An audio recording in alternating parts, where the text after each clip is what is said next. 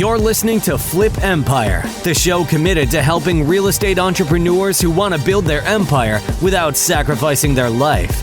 Your success and freedom starts now with your host, Alex Pardo. What's going on? What's going on? I want to welcome you guys to another episode on the Flip Empire show. I got my boy, a really good friend of mine, Mr. Mike Venereo, on the podcast. And I was just looking back here before we started recording. Mike, dude, I don't know if you know this, but you were on the show. I hope you know this. I hope it was memorable. Episode 310, Mike Venereo shares lessons learned on leadership, partnerships, hiring, team building, systems, and more. So guys, we will link up that podcast episode in the show notes after this. Definitely want you to check that out so you can get more of Mike. The guy is just a wealth of knowledge. He's been in real estate for 6.5 years as a real estate investor, and it's just incredible to see and witness the growth of his business and how he grows personally. Mike and I met well over a decade ago because we were both into personal development. We crossed paths and we had an instant connection and a vibe and a chemistry. And I had the opportunity many, many years ago to work with him. And it's just been awesome to watch his growth from building and scaling a wholesaling business to now focused on luxury development, short-term rentals, Airbnbs, etc. So we'll get into all that on the podcast, but I want you guys to have an open mind, open heart. And as always, just open your ears to what Mike has to share. Because again, the guy is a wealth of knowledge. So my man, as you're figuring out, I was sharing with Mike before the podcast episode, I wish I would record before we got going because there's so many bloopers that I've been able to accumulate throughout the last 7 years of me hosting this show. And Mike's camera was falling all over the place. So dude, it's great to have you back on the show, my man. Thank you for having me, man. That's great that I kept up with my growth and influence to come back on the show. I'm not going to lie. It's been episodes in the future, but I hope I got new knowledge to share with the audience. But if the bloopers continue happening, guys, it's my lighting and all the things that I'm trying to create here to give you guys the best experience, right? It's all good, my man. We roll with the flow, man. We just rock with it. So yeah, dude. So you were on episode 310 and this is episode 698. So that was probably 4-ish years ago or so. Obviously, we're in 2023. So around that time, I want to say you had built up your wholesaling business and you were in the process of scaling, or you had already done so. But why don't we pick things up there? Because I remember you and I have been friends for a long time. And I remember when you really started to focus on hiring team members and acquisitions managers and all that. Talk to me about your experience in scaling the wholesaling operation in South Florida. And obviously things have evolved in the last year or two, and we're going to get to that. But I want to kind of first start the conversation there, man. Talk to me about your experience in growing that business and what was it that really drove you to want to scale a wholesaling and fix and flip operation? Yeah. So, when I first got into real estate, I was working for another company, and what they were doing was a wholesale company, right? Everything that I learned was through the model of what they had created. When I ventured off on my own, I started first on just personally doing the acquisition, and my partner at that time, actually reverse, him doing the acquisition and my partner at the time, I was doing disposition. And so obviously you understand the business by doing the business. So in the beginning, I had to figure out how to acquire, how to dispo, how to do a transaction, how to take it from A to Z. And then once we did that for a couple of times, I would say maybe by like the 14th deal, somewhere around that range, I remember I had bought a property and it was our first luxury deal. And this deal ends up giving us on a wholesale fee about $225,000, more or less. That was your net? That was my net. Incredible. Right? And so when I got that, kind of sparked me. I went from 7,000s that I was super excited about, 15,000s that I was super excited about, to getting this $225,000 deal. Obviously, at that point, I got super excited and I said, all right, let's start scaling. And the first thing I did was I hired a transaction coordinator / assistant at that moment. I remember I was talking to my attorney. I'm having lunch with him. I'm like, dude, I just made this deal. He helped me get it done. So obviously he knew what I made. And I'm like, dude, I just got this deal. Incredible amount. What should I do first? He's like, you got to stop doing everything is what you got to do first. And you got to start hiring people. The best thing I ever did was hire my personal assistant. So I was like, okay, sounds good. Obviously, I had no experience in hiring people. So I literally interviewed one person that somebody had referred to me and they hired. That was it. She was nice. She seemed like she knew what she was doing. She was coming from a large company, but that was it. There was no step 2. There was no second interview. I was like, all right, what's your experience? That's cool. That's awesome. Would you be interested in doing this? Yeah, I'm leaving my company. Awesome. Perfect. Done. You start next week. Fortunately, I was very lucky, and the person that I hired was incredible. So it worked out. I don't recommend that to everybody right now because as I kept hiring, I did the same process and it didn't work out the same way. So I would highly recommend create hiring processes, do the right steps, get to know people, get to know the culture of the person, the personality type, because not everybody's going to fit in all positions of your company. But because my first one worked, I thought, oh, this is how I'm going to scale it. Not knowing much, that's the way I did it. So that was my first hire. I hired her. And from there on, I started realizing if I can teach this to other people, can I find 5 $200,000 deals? Another $200,000. Can I scale myself? And I started scaling in the beginning. And that was actually the only way I scaled was straight off the MLS, 100%.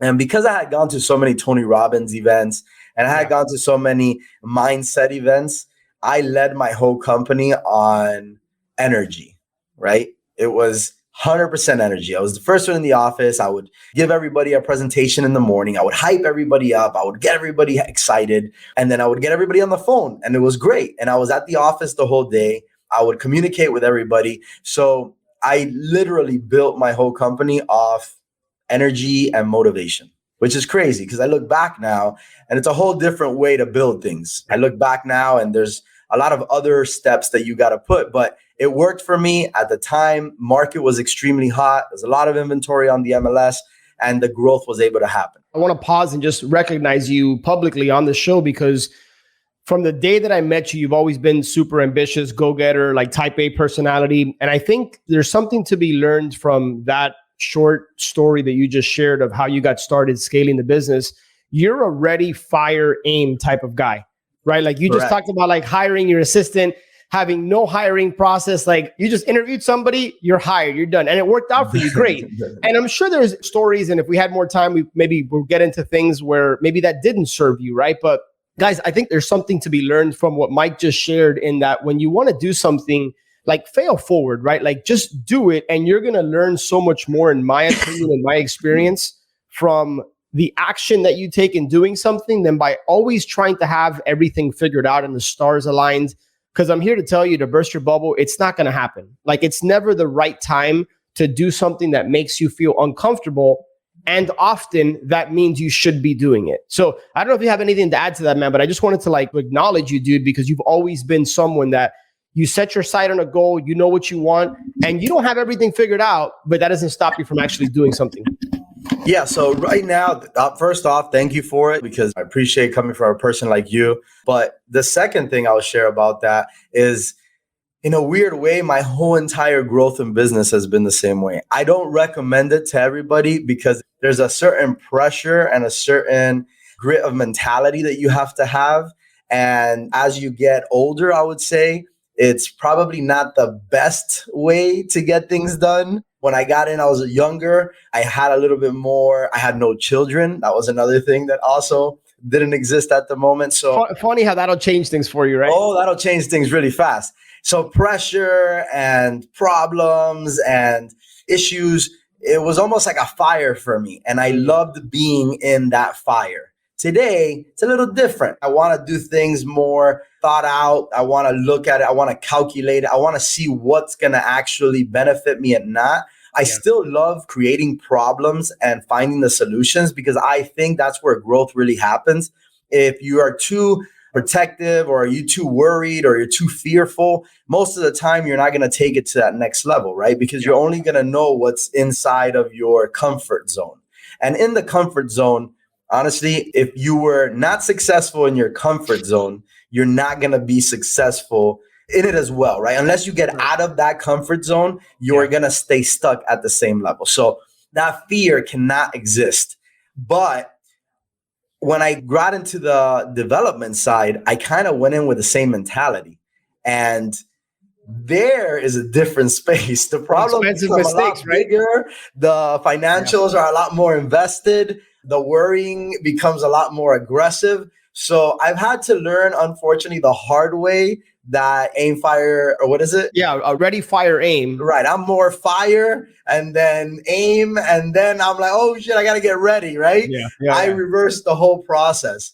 And again, in the wholesaling, it wasn't as dangerous because you have a lot of things like inspection periods. You have clauses that you can get out. There's a lot of ways that once you get into these problems, you start finding solutions to exit out of. But when you're developing, it's a whole different space. You're already in it and the problem might be too late.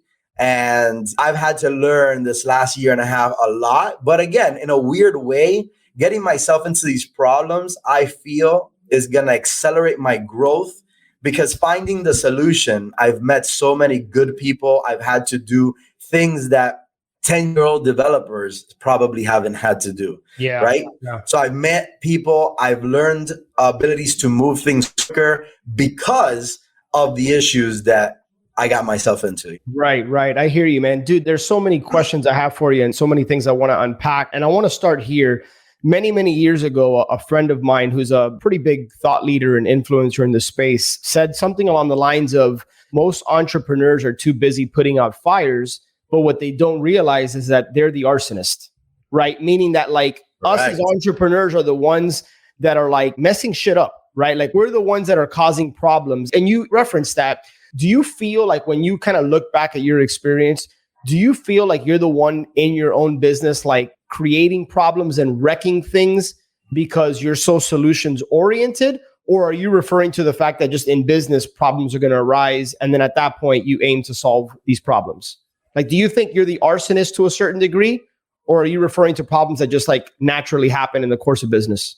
Yeah. So to answer that question correctly, it's both, right? Yeah. In business, there's always going to be problems. Right. Like, I've met people that are ultra successful and problems still exist, right? Even if they have a smooth operation, you would think you walk in and it's incredible. The problem's always going to be there because every time you get to that next level, there's a new problem. If you're not getting to a new problem, then you're not pushing yourself enough, right? Because if you knew everything, then you're not going to that next level. But on the other side, I've put a lot of fires in my own way that looking back, I could have avoided, right? By being a little bit more organized, by having better rules in my business, by having better steps on how I want to take things, right? Because sometimes greed might kick in and, you start going, you know what? I know I probably shouldn't do it, but let's do it anyways. Because I think, on the other side, there's $100,000, there's $70,000, right? And then money, boom, clicks your greed. And now you forget a lot of maybe rules you had in your way that you were going to grow your business or who you wanted to have in part of your circle or what type of deals do you want to have. So greed, I believe, is one of those factors that creates that fire for you. And then you have to now create a solution. So to answer that question correctly, I think it's both. I would probably say at the beginning stages, I was more the guy creating the fires. Now, I think I'm a little bit more controlled. I'm looking at a bigger picture. I have a more detailed process of what I want. And now I'm just running into these new problems because when you're going from rehabbing a house to building ground up $1 million plus home, these are two different animals, right? Of course, you're used to taking out a bathroom, putting in a bathroom. Now you're talking about building footers, creating walls, and designing a whole house. Two different processes. So you're obviously going to have a new problem that you have to figure out. Yeah. Well, there's only but so many times that you put your hand on the hot stove until you figure out like, hey, that hurts. I'm not going to do that again. So kudos to you for the growth and the awareness that you have that back earlier on in your days. You were the arsonist and now you've learned from some of those mistakes. By the way, I set you up with that question because I personally know you and I knew you were going to be honest, real, and transparent about it. Any entrepreneur that tells me they've never been an arsonist, I just wouldn't believe because you're right. The right answer is it's both. Like I'm guilty of, even to this day, sometimes creating my own fires. And then I look back and I'm like, why did I do that? Like I've put my hand on that stove before. I should know better. I'm not going to lie, Alex, I still ask myself that question sometimes, right? There's still problems that I think maybe it's not going to catch me this time. And it catches me, right? Because again, there's other factors that sometimes you overlook certain rules that you have for yourself. And now I'm not going to say only in business, right? I can say this in family. I can say this in fitness. I can say this in friendships. There's certain times that you overlook certain things that your intuition is telling you, hey, be careful with, but other factors kick in and you still make the move. So to this day, I still sometimes ask myself, like, damn, how did I get here again, right? Yeah. It might be a little different, so it might be masked a different way. But when I sit down and look at the real root, I'm in the same exact situation I was a couple of months ago that I said, all right, I'm never going to do this one again, right? Yeah.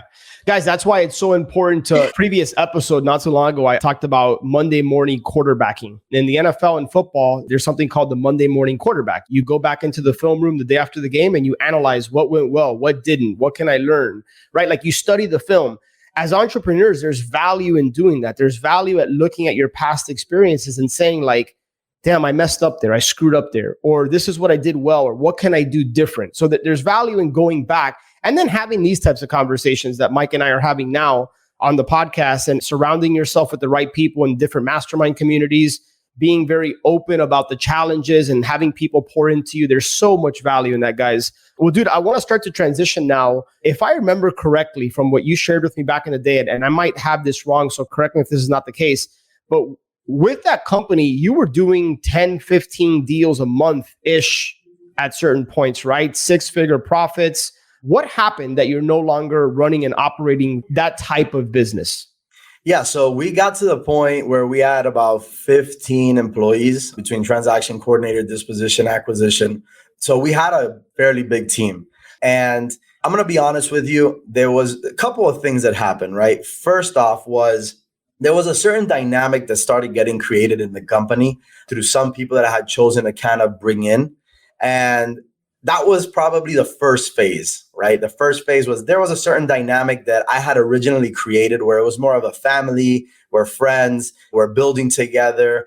And as I started growing, I started bringing in a little bit more of like shark style salespeople. And yes, in one way, it's great because they're producing money, they're producing income, they're giving you new opportunities. But sometimes it might create a dynamic that might not fully work on growing and expanding the company. So I would say first phase was that. Second phase was my whole business was built off the MLS. And so if the MLS didn't have inventory, I never shifted to the off-market world. I was in the portion and in the process of almost getting there. And when COVID strikes, the real estate market slows down, right? Across the board for like good 6 to 9 months, maybe almost a year, the market slows down in the sense of buyers are nervous, lenders are pulling out, and inventory is becoming short, as it is right now on the on-market world, right? Off the MLS. Direct to seller, off-market, there's an influx of properties. But because I didn't have that arm built out yet, my team, little by little, started kind of falling apart. One by one, there wasn't the income that we were making. Deals weren't being done as much.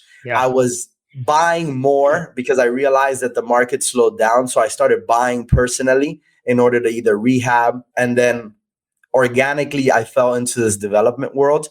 When that started happening, I don't know. I took a time to sit and say, okay, hold on. I've been doing this for about 3-4 years. Time wasn't on my side, right? Money was on my side, but time wasn't on my side as I was building this wholesale company. Yeah. And I just sat there and I said, okay, cool. Is this where I want to come back? Because if I'm going to come back, like anything I do, I'm going to come back full force. Or is there other ways that we can make money? And so I started talking to different people. I started meeting different people. And I started realizing that, all right, real estate is not only wholesaling. That's not the only avenue. Right. It's not the end all be all. Right? Yeah. Getting to know more of the heavy hitters in the wholesale world and started asking myself, okay, is that the end product that I truly want? And the answer at that moment for me was no. And when I realized that, yes, there's money to be made, but is it the lifestyle that I want? I didn't want it. And so I started buying. That year I went crazy and I ended up buying like 11 properties, like back to back. I'm talking about maybe in a 6-month window. This was what, end of 2020, 2021-ish? 2021-ish. Yeah. And ending of 2020, beginning of 2021, I just started buying Buena Vista, Little Havana, Coconut Grove. I had houses on 52nd Street, Homestead. I went on like a buying spree. I said, all right, cool. You know what? I'm going to buy a bunch of real estate. If I can't sell them, I'll turn them all into rentals. Ready, fire, aim, my man. There it is again. Ready, fire, aim. And some of them had liens. Some of them had violations. Some of them had demo orders. They were right prices. I said, oh, I'll figure this out. And so that shift happened at that moment. It was just a question that I asked myself. And again, listen, everybody has their own journey. Everybody has their own outcome in business. Just what I had done for the last 4 years, I sat there and I realized, like, I don't want to do this anymore. This is not what I want the next 8 years of my, I make money, but I have to be at the office the way I built it. I have to be on top of everybody. I have to be dealing if the deal's falling apart, if it's closed. So that was just the answer that I gave myself. Right. And so I started venturing off into other worlds. Now, the second thing or the third thing that happened was when I started venturing into other worlds, I started meeting different people and the conversations became different. And then now people were like, oh, you built that house. The house is so beautiful. It was in the luxury world. And now the people I'm talking to are worth 5 million, 10 million. As a wholesaler, my group was different. And so then that was like, you know what? I'm done. I'm good. Put my attention onto this space. Yeah, dude, let me jump in now because I want to have a separate conversation about your experience as a developer, particularly in the luxury property. I want to hear more about those conversations and the high net worth individuals that you're networking with. But I feel like I'd be a bad host if I didn't dive in a little bit deeper into the first challenge that you had with your wholesaling company. You talked about the fact that at first it was kind of like the culture. You didn't use the word culture, but that's my word. But like the culture was family. And then you started hiring some shark type team members that were great at sales, but what sounded like it was a violation of your culture, right? Correct. Or it started to shift and change the culture. Correct. Is the reason you did that because you didn't have certain hiring practices? Maybe you did or didn't have core values that you were hiring by, leading by, managing by, etc. Did you have clear, defined core values, and were you hiring based on those core values, or were you purely hiring on that person's sales experience to just generate more revenue? Yeah, so I had semi-core values. I didn't have them where I would interview a specific way. So I knew the type of people I wanted, but it wasn't concrete in my mind that if they don't fit, I'm not hiring them. And then that was my problem. I met a few people. I got to know them, liked their energy, liked their work ethics, came into the company right out of the hole, making money, deals flowing, brought something that in a way I was excited about, but started creating a specific energy. Yeah, dynamic. Yeah, the energy. It started creating a specific energy, and I knew it. But again, because money was flowing, I was kind of like, I'm going to be okay with it. I'll try to tame it. Yeah. And so looking back, should have never done that. Should have always stuck to my rules because my team was awesome. And even these people are still, they're awesome, but they just didn't mesh together. Yeah. And I couldn't get them to mesh together because my first group, I looked for one specific, and then when I started changing that group, in my mind, it was a different type. Like if they were all Wolf of Wall Street's type, hey, then the whole team would have been that. But I didn't hire in the beginning Wolf of Wall Street's, and then I started coming after Wolf of Wall Street's. Two different dynamic. Not everybody fits in the Wolf of Wall Street. I have this image right now of you like in this corporate office, like hopping on a table and screaming, "I'm not going anywhere." That's right. Like, oh, man, that's a crazy movie if you guys haven't seen it. So, dude, what would you say is the takeaway for those listening and watching? What's the piece of advice, if you had to distill it down to one piece of advice that you would say, hey, based on this experience, what I just shared, this is what I would recommend you do and or don't do? Yeah, so what I will recommend you do is be very, very clear in the team that you want to build, right? Because at the end of the day, you're going to be the leader. They're going to follow you. You're going to create a specific culture and a specific energy around the team that you want to build, right? After you build these people, the worst thing in building a team is having to let go of people and then rebuild it, right? Ideally, you try to keep these people for as long as possible. It's sales, so it's a tough space to keep no matter what. Yeah. So the better you build that culture, the better you build that leadership, and the better you build that vision that everybody is aligned to, the more growth and the less problems you're going to have in your business. That's right. So sometimes you got to eliminate the greed. I would say greed is probably the biggest factor that probably steps in and creeps in and kind of screws things up, and then not caring, right?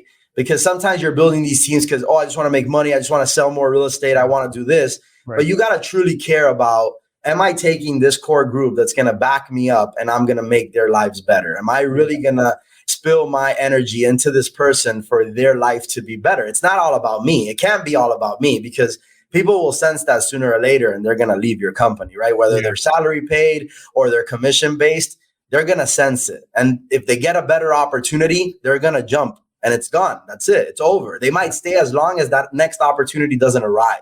Right. And so you got to care and you got to be clear with what you want to build, because long term, you're building a family. You're spending more time in that office at the beginning of the business growth than you're spending with your own family.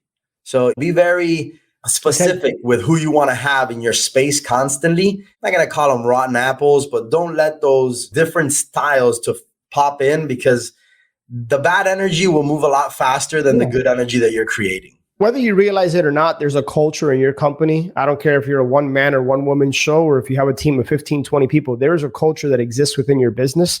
The question is, are you intentional about the type of culture you have? And to Mike's point, the people you bring in will either align with that culture or will completely shift it, right? And so at the end of the day, it's your responsibility because you're the one that brings them in. So hire on core values. I heard Mike talk about greed. Before I transition here, would you also say that ego maybe played a factor in it for you? Was there any ego there, or it was purely dollars and cents for you at that time? Probably dollars and cents at that time. Maybe if I asked my crew, maybe ego was something that I couldn't see, right? But if I were to say what I thought, it was more the, what? I'm going to overlook the problems. We're making money. We're growing. That's what we're in this business for. Right.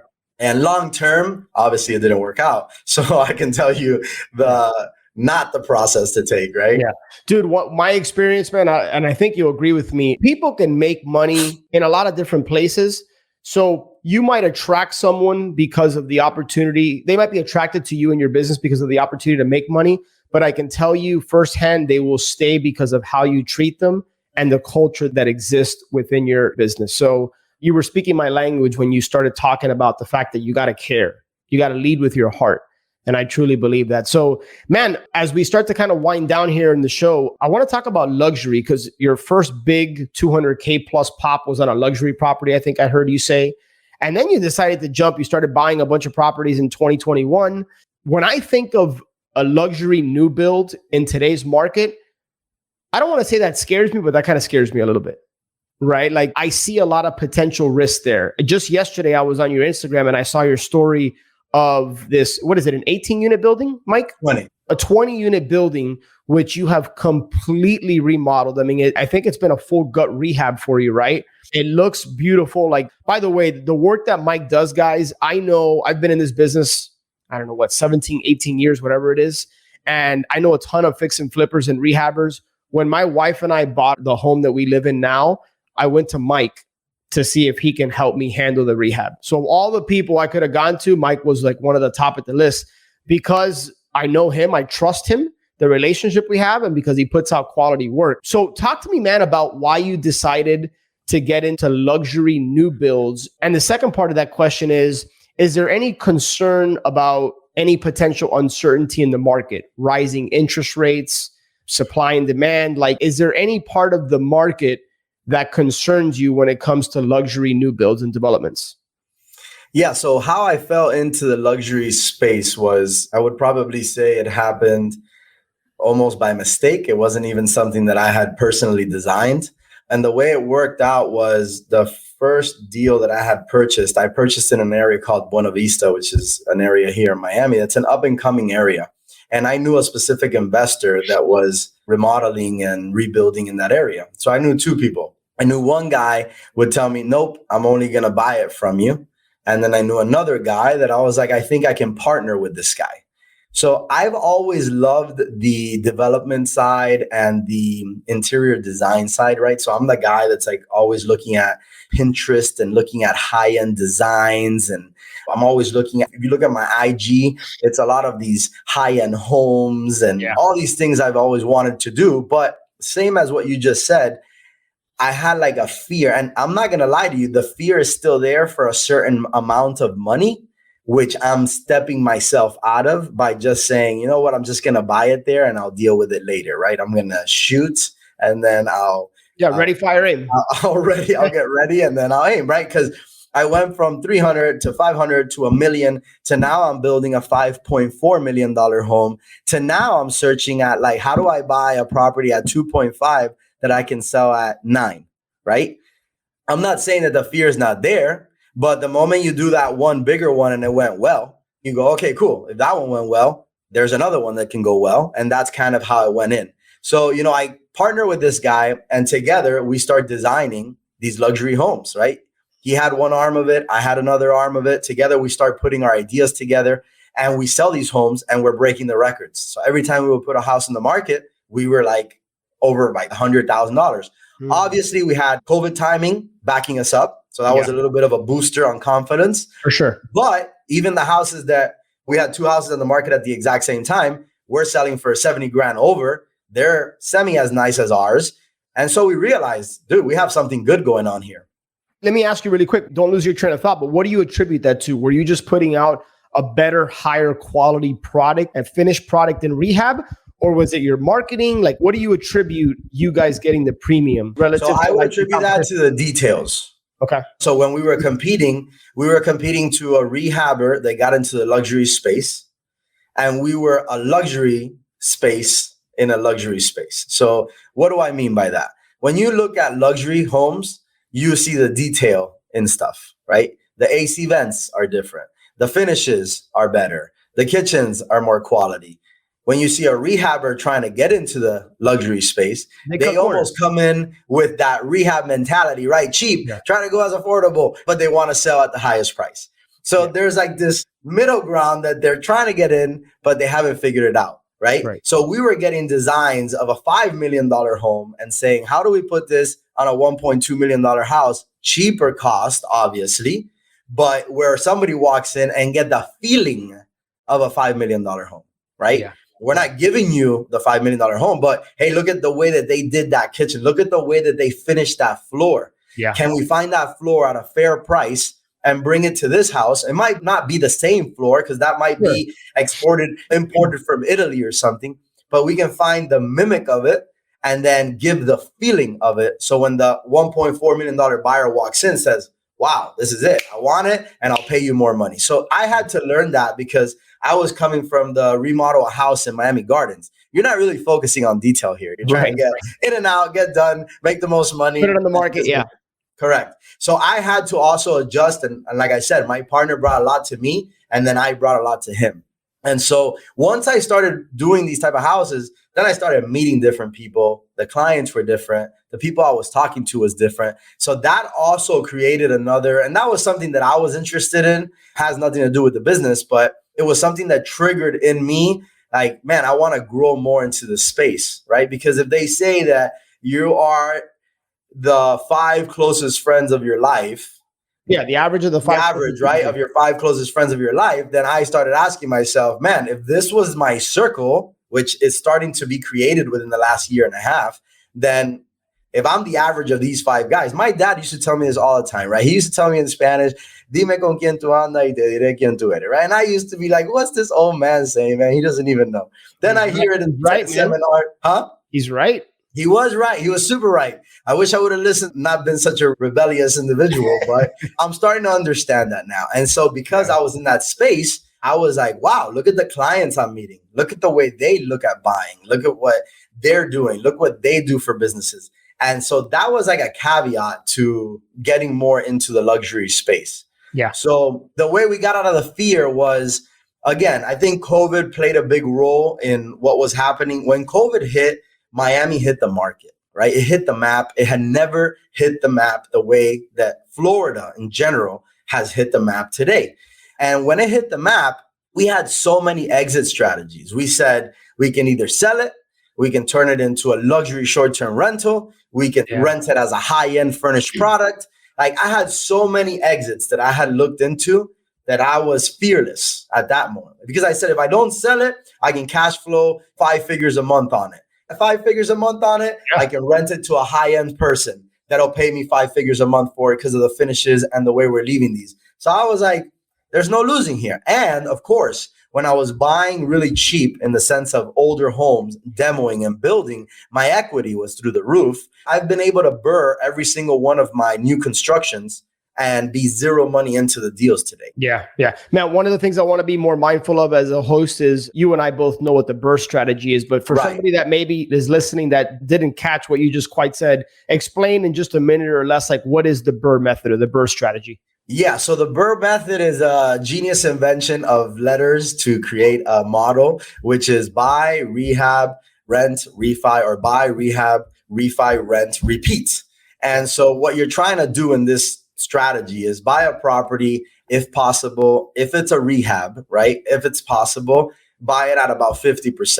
So then you can put 20% of work to upgrade this property. So when the ARV, which is the after repaired value, the fully remodeled valuation of the property, where you can refinance 70%, which is most of the time what every lender is going to give you, your all-in cost, meaning purchase, down payment, lending cost, rehab cost, your whole all-in cost in the property is 70%.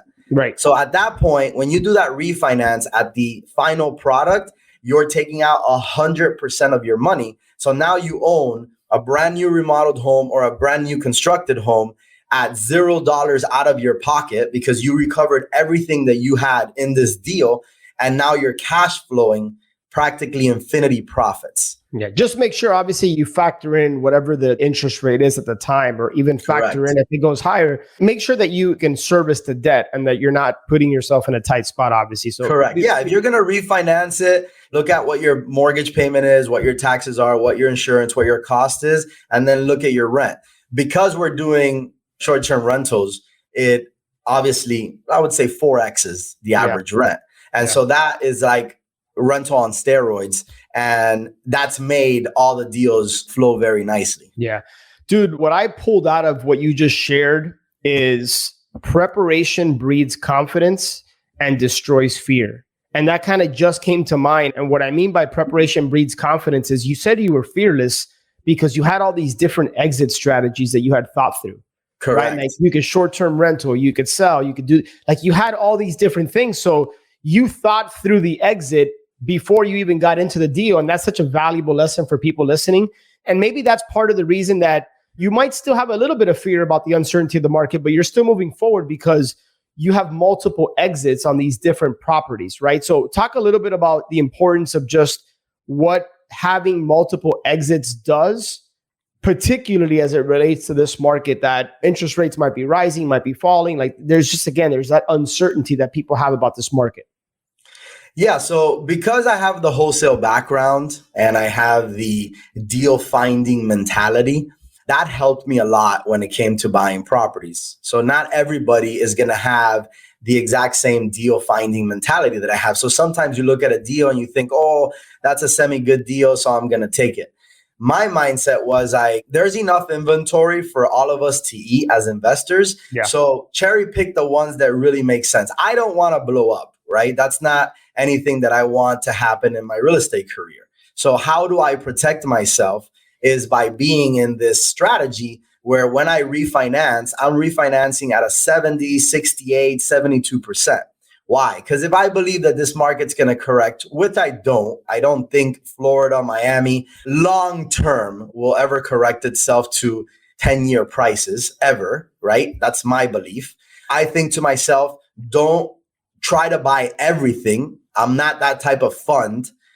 buy things that are quality deals that have multiple exit strategies in them. Because I have that deal finding mentality, and I think that there's an abundance of deals out there, I don't just jump on any deal. There's been a lot of deals that I've probably passed that I should have taken, but because I only saw one strategy out, it wasn't what I wanted at that moment. Yeah. Yeah. And man, how I want to end this is, for those of you listening, your mindset creates your expectations create your reality. What Mike just said is, there's an abundance of deals out there. Because he truly believes that at his core, there's always going to be an abundance of deals flowing to him. And conversely, if Mike was like, man, this is a tough market, interest rates are at what they're at, there's no deals out there, guess what? It's going to be challenging for him to get deals out there. So if you take anything from all the wisdom Mike has shared in this last 45 minutes or so, but you just walk out with an elevated, improved, or upgraded mindset about what's possible, regardless of the market conditions, you're going to be a better investor, entrepreneur, and just overall person as a result of that. So just make sure that you're constantly upgrading your belief systems, and at some points challenging and questioning your belief systems, because just because you haven't been able to accomplish something or do something, it doesn't mean it's not possible. So really start to take inventory, do a thought audit of what you believe is possible and isn't possible, regardless of what market cycle we're in. So my man, where can people reach out to you, connect with you, start to build a relationship, and just kind of follow your journey? Yeah, so you guys can follow me on Instagram. It's Mike V Experience. That's the best channel that you can get me on, because that's the one I use the most. I wanted to finish off on what Alex said. There's a strategy, not a strategy, but a thought pattern that I've been listening to for many years. And every day I'm implementing it more and more. And it's the be, do, have, right? Yeah. And most of us think as we have to have or we have to do in order to be. And so what he was explaining when I said the abundance, right? In other areas of my life, I don't feel that way. And I have to keep reminding myself that there's something that Tony Robbins says that today more than ever, I am implementing in my life. And it's where focus goes, energy flows. Yeah. And what does he mean by that, right?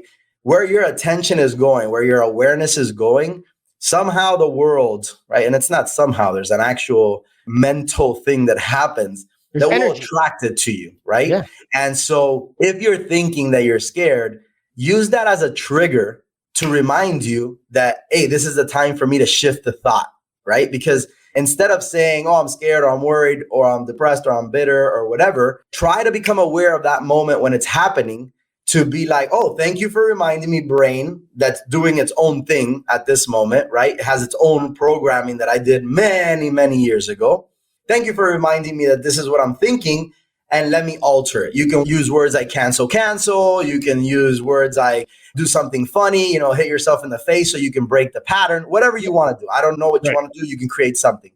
But definitely, you'll notice that once you start believing that you're a good fitness person, you're a good father, you're a good mother, you're a good friend, you're a good business owner, there's a lot of deals or whatever else you guys do, if it's outside of the business of real estate, you'll start realizing that you'll start attracting the people, the opportunities, the money, right? Because the big challenge that everybody has in real estate is I don't have enough money.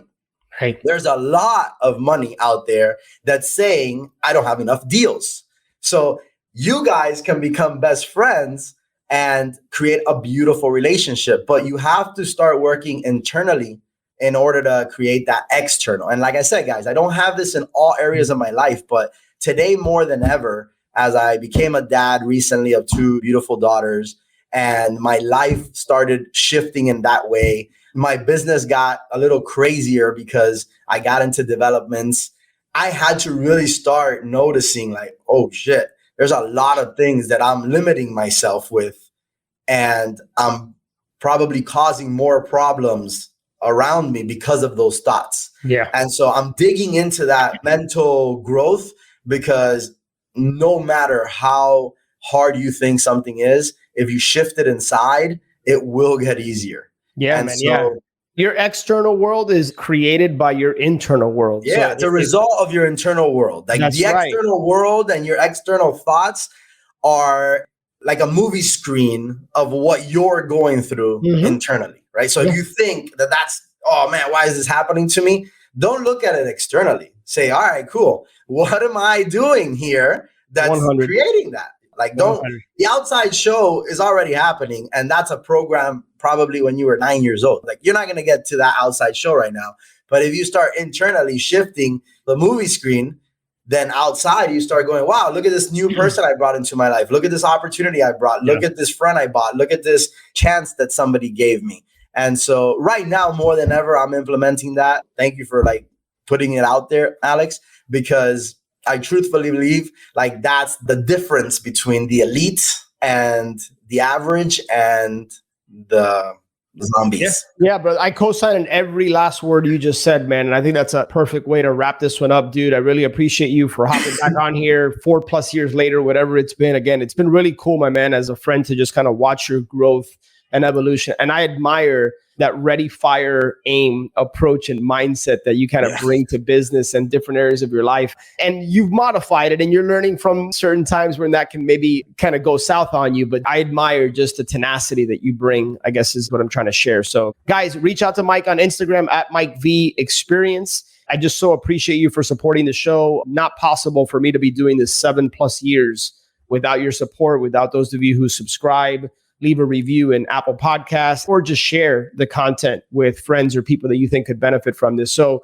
connect with us on social media, Facebook, Instagram, YouTube. We'd love to start a dialogue with you if you have any questions. And with that being said, I will look forward to connecting with you on the next show. Take care. One last thing before you go. If you have been listening to the show for a while and or you have been getting value from the show, I would be 100% honored if you would share this show with a friend, or maybe share it with somebody that you think could benefit from this. It's my mission, it's my cause, it's my purpose through Flip Empire to impact and touch people's lives and in their businesses. So it would be an honor if you would be willing to share this episode. And one last thing, make sure that you're subscribed so that you get notified every Monday and Thursday when shows get released. I look forward to connecting with you on the next one. Until then, have a great day.